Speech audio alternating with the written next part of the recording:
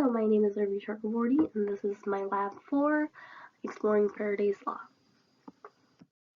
So as an introduction, in this lab we'll collect observational data of a magnet falling through a conductive tube. We'll model this interaction using GlowScript. Some key concepts that we'll explore in this lab include Faraday's Law, Newton's second and third law, magnetic fields and magnetic forces, as well as Physics 1 kinematics. For the actual physical experiment, we had to find final times and initial times of a magnet falling through the conductive tube. So the final time represents when the magnet hits the ground, and the initial time represents when the magnet is released. And looking at all of the times here, we found that the average time ended up being 0.84 seconds.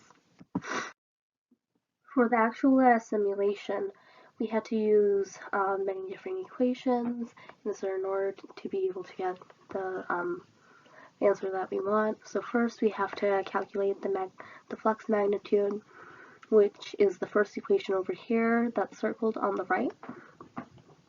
We know that the magnitude of the flux is equal to the EMF, and using the EMF we can calculate the charge or the current that goes around the ring, and then using this current that we find around the ring, we can find the magnetic force on the loop.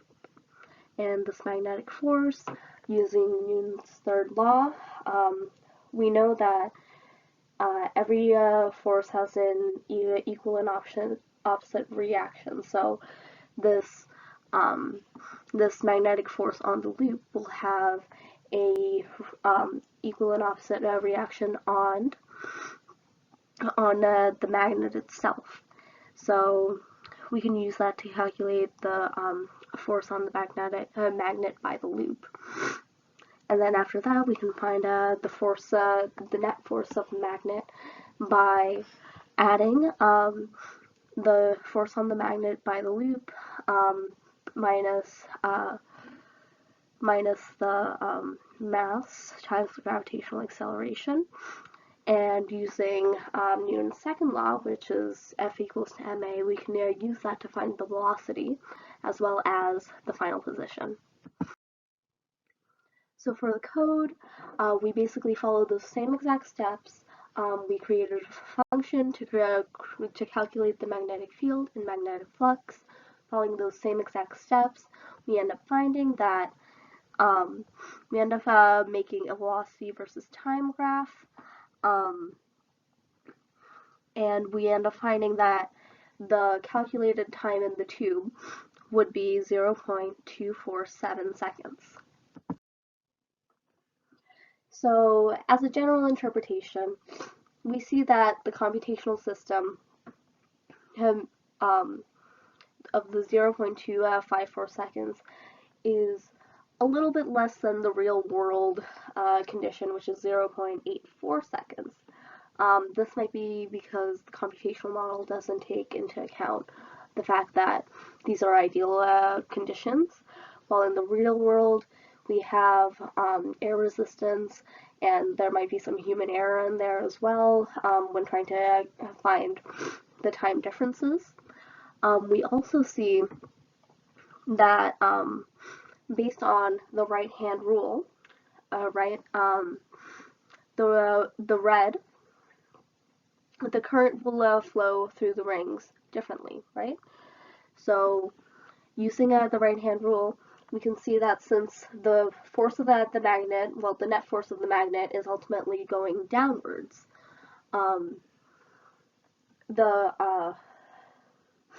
the end, the only force going on the magnet would be Fg, and that would mean that there would be a curl clockwise. So that's why the red would be going clockwise as the current, and the blue will be going counterclockwise, which is the opposite direction. If you flip the dynamics of the system, these colors and directions will also change along with it.